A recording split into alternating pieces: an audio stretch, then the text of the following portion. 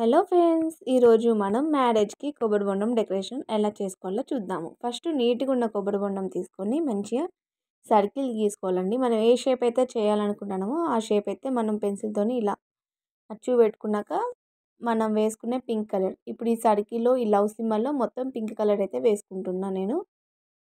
First one coating వేయాలి, ఆ తర్వాత కొంచెం డ్రై అయినాక మళ్ళీ ఒకసారి డబుల్ కోటింగ్ వేయాలి.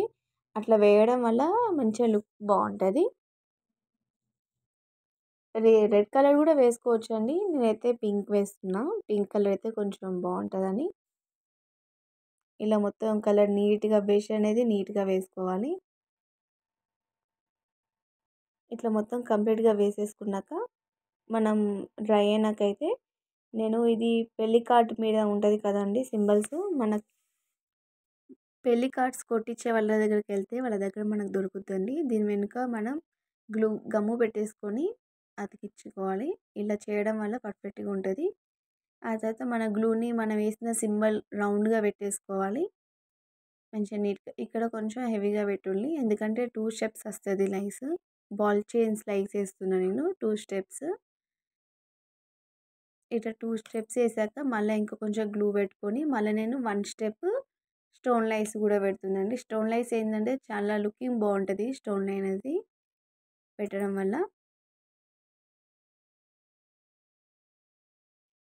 రౌండ్గా పెట్టేసుకొని నీట్గా డ్రై అయినాక మనకి గమ్ అనేది కనపడదు, ఇప్పుడు అట్లా కనిపిస్తుంది. కానీ ఆ తర్వాత లవ్ సింబల్ చుట్టూరంగా కూడా పెట్టుకోవాలి షేప్గా.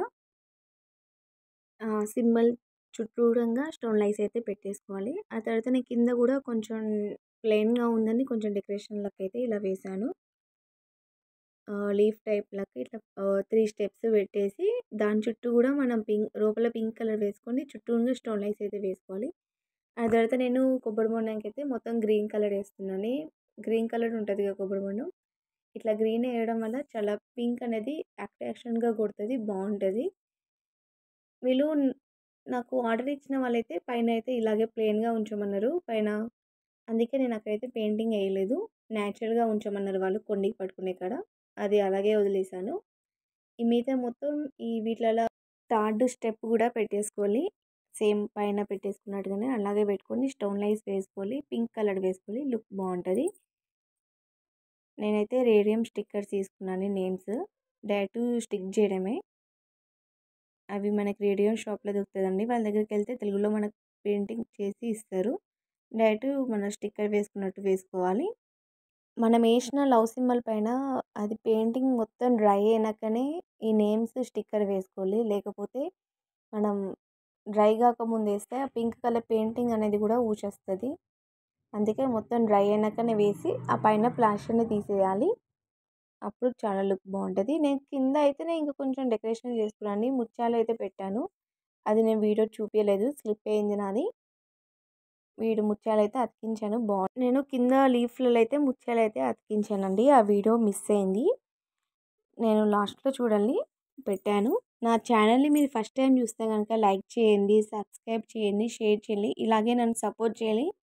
మంచి మంచి వీడియోస్ పెడతాను, నా వీడియోని ఫుల్గా చూడండి.